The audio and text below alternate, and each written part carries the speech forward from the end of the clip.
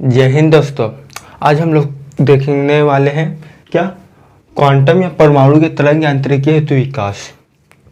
हमने अभी तक देखा है क्या वो रदरफोर्ड के नाभिकीय परमाणु मॉडल और बोर का परमाणु मॉडल। रदरफोर्ड का जो नाभिकीय परमाणु मॉडल था उसमें कुछ कमी थी, उसको दूर करते हुए बोर ने अपना परमाणु मॉडल प्रस्तुत किया था। लेकिन बोर के जो परमाणु मॉडल है उसमें भी कुछ कमियां थी।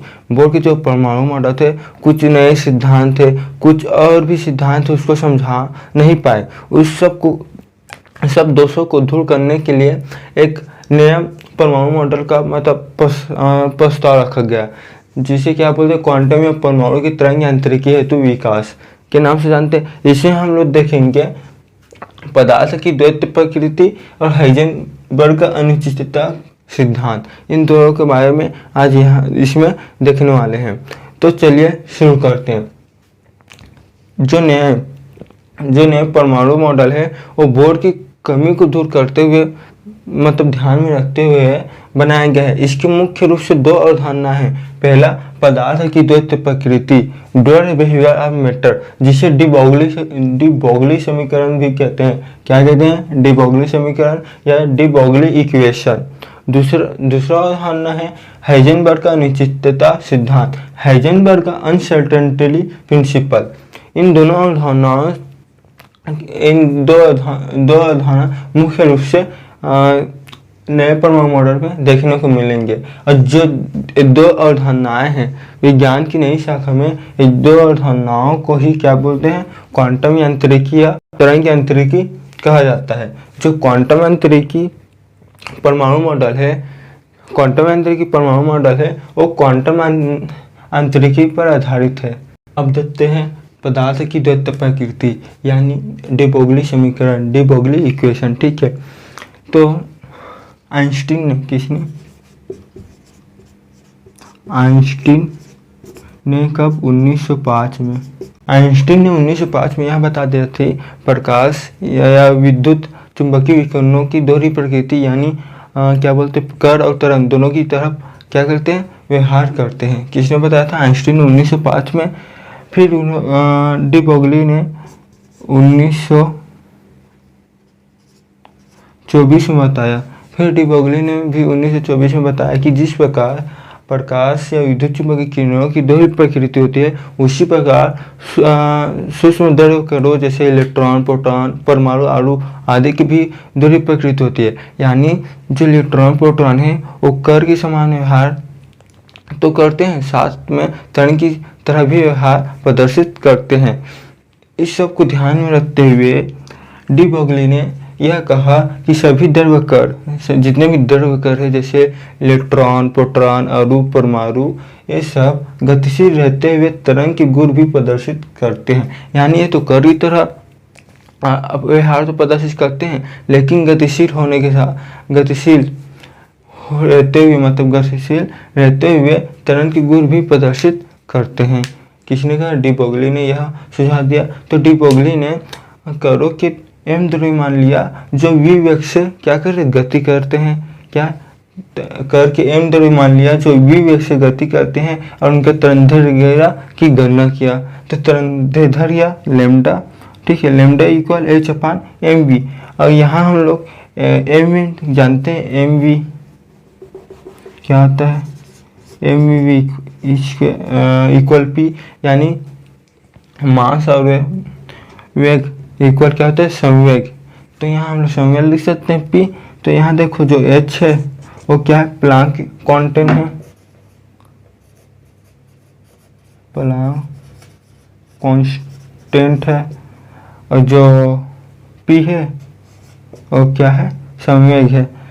और v वेग और m द्रव्यमान है यहाँ, और लैम्डा तरंगदैर्घ्य है। इस प्रकार से डी ब्रोगली ने अपना क्या दिया? मतलब तरंगदैर्घ्य का गणना किया। अब देखते हैं डी ब्रोगली संबंध की स्थापना। क्या डी ब्रोगली संबंध की स्थापना देखते हैं। तो यहाँ देखो जो मैक्स प्लैंक थे और आइंस्टीन थे, इन दोनों की जो इक्वेशन थे उससे हम लोग डी ब्रोगली की जो डी ब्रोगली इक्वेशन है उसके हम लोग क्या कर सकते हैं, गणना कर सकते हैं या स्थापना कर सकते हैं। तो यहाँ पर हम लोग देखेंगे जो मैक्स प्लांक था, मैक्स प्लांक वैज्ञानिक था, उन्होंने क्या दिया था कि उन्होंने कहा था या उन्होंने जो इक्वेशन दिया था उसके ऊपर देखते हैं, उसके बेस पर देखते हैं। तो किसी प्रोटॉन की ऊर्जा ई है, किसी प्रोटॉन की ऊर्जा क्या है, ई है, और उसकी आवृत्ति क्या है, न्यू है, न्यू है। तो दोनों आपस में क्या है, संबंधित है। तो उनसे एक इक्वेशन निकलता है, मतलब एक मान वैल्यू निकलता है, ये इक्वल एच न्यू। क्या निकलता है, ये इक्वल एच न्यू। इसे समीकरण एक नाम दे देते हैं। और इस ठीक इसी प्रकार आइंस्टाइन के द्रव्यमान में जो संबंधित है एक ये इक्वल एम सी स्क्वायर क्या निकलता है, इक्वेशन निकलता है, जिसको क्या करते हैं, समीकरण 2 नाम दे देते हैं। और समीकरण 1 और 2 से, मतलब 1 और 2 से देखते हैं। तो यहाँ देखो ये दोनों तो एक सेट क्या है, यही समान है, तो लिखने की कोई ज़रूरत नहीं है। अब इधर जो राइट सेट है उसको देखते हैं। तो M C square equal H nu. फिर यहाँ देखो एम सी स्क्वायर और एच न्यू को हम लोग किस तरफ लिख सकते हैं, सी अपॉन लेमडा। न्यू को तो हो जाएगा सी अपॉन लेमडा। यहाँ देखो कुछ कट सकता है, यहाँ भी सी है, यहाँ भी सी है, तो एक सी से एक सी कट गया, बचा क्या, एम सी, ठीक है। और सॉरी, अब यहाँ देखो जो एच यहाँ क्या गुणा में इधर आएगा तो क्या हो जाएगा, भाग में हो जाएगा। तो एच अपान एम सी इक्वल लेमडा, हम लोग लिख सकते हैं लेमडा अपान क्या, एम सी को क्या लिख सकते हैं, पी लिख सकते हैं, एम सी को संवेग पी। तो हो जाएगा एच अपान पी। इस प्रकार से लेमडा में तरंगदैर्ध्य की गणना किए थे डी ब्रोगली ने। तो यहाँ से देखो डी ब्रोगली की जो संबंध है उसकी स्थापना करने पर हमें क्या मिलता है, लेमडा इक्वल एच अपान पी, ठीक है। लेमडा इक्वल एच अपान ई। अब यहाँ देखो जो लेमडा है, मतलब प्रोटॉन की जो द्रव्यमान है, यहाँ से देखो जो प्रोटॉन की द्रव्यमान है उसके स्थान पर द्रव्य करो, जैसे न्यूट्रॉन, प्रोटॉन, इलेक्ट्रॉन, उनके द्रव्यमान को रखें, एम रखें।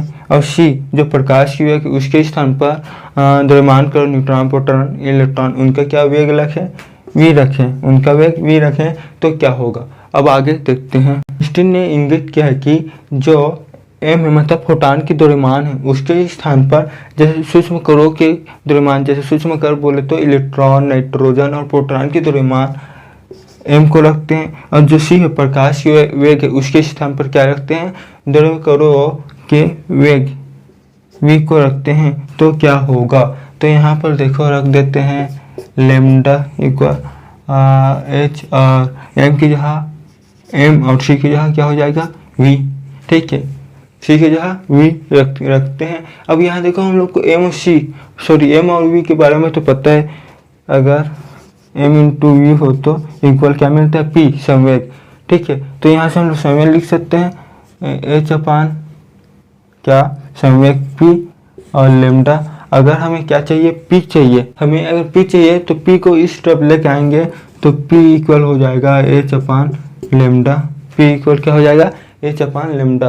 पी क्या है, कर्व प्रकृति है। तो यहाँ से देखो पी संवेग या कर्व प्रकृति directly proportional to 1 upon lambda तरंगदैर्ध्य, या जैसे यहाँ कुछ नहीं किए हैं, लेमडा है, ठीक है। यहाँ से देखो लेमडा मिला था, ठीक है, एम सी स्क्वायर मिला था। तो जो लेमडा है वहाँ से कुछ नहीं किया, देखो जो एम सी है जो प्रोटॉन का द्रव्यमान है और प्रकाश की वेग है। और प्रोटॉन के द्रव्यमान में अगर हम लोग सूक्ष्म द्रव्य कणों का मान रखते हैं एम, और सी प्रकाश की वेग की जगह हम लोग रखते हैं सूक्ष्म कणों के वेग वी को। तो यहाँ रखने पर हमें एम वी का तो मान पता है, पी होता है संवेग, इंटू करेंगे तो यहाँ से अगर हमें पी का मान चाहिए, संवेग का मान चाहिए, तो पी को यहाँ से क्या करते हैं, पक्षांतर करते हैं। तो पी इक्वल हो जाएगा एच अपान लेमडा, जहाँ पी क्या है, संवेग है, जहाँ पे संवेग है मतलब कर प्रकृति है और कर प्रकृति है, और लैम्डा क्या है, तरंग दैर्ध्य है, तरंग प्रकृति। तो इससे यह सिद्ध होता है संवेग कर प्रकृति इनडायरेक्ट प्रोपोर्शनल टू तरंग दैर्ध्य या तरंग प्रकृति। इस प्रकार से हमारा जो डी ब्रोगली संबंध है उसकी स्थापना होती है। जो डी ब्रोगली इक्वेशन है उसका महत्व देखते हैं। इसका महत्व क्या है, तो जो भारी द्रव्यमान वाले कर उसमें इसका कोई अर्थ नहीं रह जाता। जो डी ब्रोगली इक्वेशन है वो भारी कणों के जो द्रव्यमान है उसमें कोई महत्व नहीं रह सकता, क्योंकि उसका मान इतना कम होता है कि इसे आसानी से मापिया मतलब देखी जा सकता है, क्योंकि इन भारी द्रव्यमानों का तरंग दैर्ध्य इतनी कम होती है कि इसे आसानी से पहचाननी और मापी जा सकती है। इस प्रकार से इसका महत्व होता है। भारी द्रव्यमानों में इसका कोई अर्थ नहीं होता। दूसरा तरफ सूक्ष्म तथा अति सूक्ष्म पिंडों की जो तरंग दैर्ध्य है वो प्रभावी है, इसलिए इसकी जो तरंग दैर्ध्य है उसको आसानी से क्या मापे जा सकती है। हाइजेनबर्ग का अनिश्चितता सिद्धांत देखेंगे। इससे पहले मैं आप लोग को याद करा दूँ, इससे पहले हम लोग जो बताया गया था कि जो इलेक्ट्रॉन है वो कर के साथ साथ तरंग जैसे भी प्रकृति रखता है, लेकिन कर के साथ तरंग जैसी प्रकृति भी लगता है, लेकिन जो तरंग है वो इलेक्ट्रॉन की स्थिति में क्या करती है, बाधा डालती है। यानी जो तरंग है वो तो एक समान नहीं रहता, अंतरिक्ष में आगे बढ़ता ही रहता है। तो इस सब को देखते हुए हाइजेनबर्ग ने अपना अनिश्चितता का सिद्धांत दिया। इसके अनुसार किसी सूक्ष्म कर की स्थिति, किसी सूक्ष्म कर मतलब सूक्ष्म कर पर इलेक्ट्रॉन प्रोटॉन न्यूट्रॉन की स्थिति वह संवेग का एक साथ सही निर्धारण असंभव है। मतलब किसी भी सूक्ष्म कर है जिसका स्थिति और संवेग को एक साथ सही निर्धारण कर पाना क्या आसान नहीं है, मतलब ऐसा कर पाना असंभव है। तो इन्होंने गणितीय रूप में देखते हैं इसका, तो delta x into delta P, ठीक है, delta x into delta P या तो बराबर होगा या इससे छोटा होगा, एच अपान 4 से क्या होगा, बड़ा होगा। जो delta x into delta P है वो तो इक्वल होगा या बड़ा होगा किससे, एच अपान 4 से। तो यहाँ डेल्टा एक्स है वो क्या है, स्थिति में अनिश्चितता है, मतलब स्थिति में अनिश्चितता है। और जो डेल्टा पी है वो संवेग में अनिश्चितता है। एच हमेशा की तरह प्लांक कांस्टेंट या प्लांक स्थिरांक। तो डेल्टा एस स्थिति में अनिश्चितता, डेल्टा पी क्या है, संवेग में अनिश्चितता, और ये एच प्लांक कांस्टेंट है, ठीक है। अब इसको इस तरह से तो इन्होंने गणितीय रूप दे दिया, मगर यहाँ ध्यान से देखो, जो डेल्टा एस है delta S into delta P है वो बड़ा या क्या होगा, इक्वल होगा किससे, एच अपान 4 से। अब इसके संबंध के बारे में देखते हैं। अगर डेल्टा एस का मान अत्यंत कम हो, जो डेल्टा एस का मान अत्यंत कम है, ठीक है, मान लेते एकदम कम हो जाए, अत्यंत कम हो जाए, तो यहाँ देखो जो डेल्टा पी है उसका मान क्या हो जाएगा, बढ़ जाएगा। जो डेल्टा पी है उसका मान क्या हो जाएगा, बढ़ जाएगा, क्योंकि जो डेल्टा एस और डेल्टा पी का जो गुणनफल है वो क्या है, एक स्थिरांक है। क्या है कि एक स्थिरांक है, इसलिए डेल्टा पी का मान क्या हो जाएगा, बढ़ जाएगा। अगर दूसरा कंडीशन देखें, डेल्टा पी का मान क्या हो, कम हो। अब पहला तो डेल्टा एस का मान कम करेंगे तो डेल्टा पी बढ़ जाएगा। अब डेल्टा पी का मान अगर कम करें तो डेल्टा एस बढ़ जाएगा, ठीक है, डेल्टा एस का मान बढ़ जाएगा। लेकिन अब देखिए जो डेल्टा एक्स है उसको हम लोग शून्य मान रखने पर, डेल्टा एस का मान क्या रखें, शून्य रखने पर, तो डेल्टा पी का जो मान है वो अनंत में चला जाएगा, इन्फिनिटी हो जाएगा, ठीक है। यहाँ क्या हुआ, डेल्टा एस का मान अगर हम लोग कम करते हैं तो डेल्टा पी का मान बढ़ जाता है। दूसरा कंडीशन में अगर डेल्टा पी का मान हम लोग कम करते हैं तो डेल्टा एस का मान बढ़ जाता है। और तीसरा कंडीशन ये रखते हैं कि डेल्टा एस को शून्य मान लेते हैं, और शून्य रखते हैं तो डेल्टा पी क्या हो जाता है, अनंत हो जाता है डेल्टा पी का मान। अब इसका महत्व देखते हैं, तो ये बड़ी वस्तुओं में क्या है, इसका कोई महत्व नहीं है। जो अनिश्चितता का सिद्धांत है, हाइजेनबर्ग का अनिश्चितता सिद्धांत, वो बड़ी वस्तुओं में इसका कोई महत्व नहीं है, क्योंकि इसे आसानी से हम लोग क्या कर सकते हैं, डिफाइन कर सकते हैं। दूसरा देखते हैं अति सूक्ष्म कण जैसे इलेक्ट्रॉन में भी इसका कोई महत्व नहीं है, क्योंकि जो इलेक्ट्रॉन जैसे सूक्ष्म कण उसको बिना डिस्टर्ब किए हम लोग कोई भी क्या करते हैं, क्रिया कोई भी प्रैक्टिकल नहीं कर सकते। कुछ भी प्रैक्टिकल करें हमें जो इलेक्ट्रॉन उसको डिस्टर्ब करना ही पड़ जाता है। इस प्रकार से हमारा जो क्वांटम या परमाणु की तरंग अंतरिक्ष हेतु जो विकास के लिए जो मुख्य अवधारणा है, पहला क्या था, द्वैत प्रकृति, और दूसरा क्या, हाइजेनबर्ग अनिश्चितता का सिद्धांत। द्वैत प्रकृति यानी डी ब्रोगली इक्वेशन, इन दोनों को हम लोगों ने देखे। तो इस प्रकार से जो क्वांटम या परमाणु के तरंग यांत्रिकी हेतु विकास था वो समाप्त होता है।